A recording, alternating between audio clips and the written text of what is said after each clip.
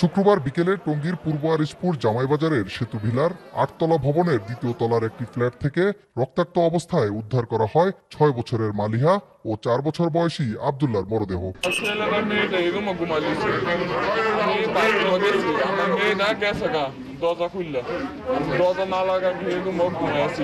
মেঝেতে পাশাপাশি পড়েছিল দুটো নিথর ছোট্ট শরীর, গলা, বুক আর হাত জুড়ে ক্ষতচিহ্ন।